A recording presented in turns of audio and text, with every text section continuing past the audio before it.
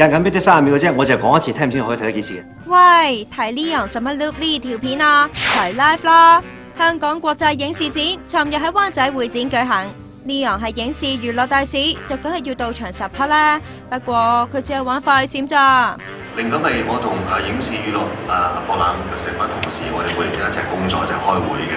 咁佢哋覺得今年有好多嘢要表達，點講都表達唔晒。但係時間就因為我哋呢條片喺唔同嘅地方播，都有個時間嘅限制，30秒係極限，所以只能喺30秒裏邊講晒出嚟。Leon 留咗唔夠半個鐘即撇，不過唔夠皮唔緊要㗎，因為仲有古仔。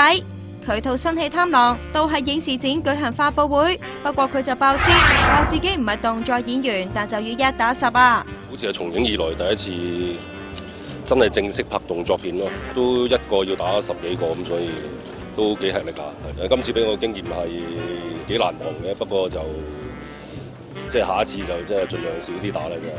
唔係噃，連大哥洪金寶都讚你係10年嚟少見嘅功夫巨星，你唔係咁謙唔認啊嘛？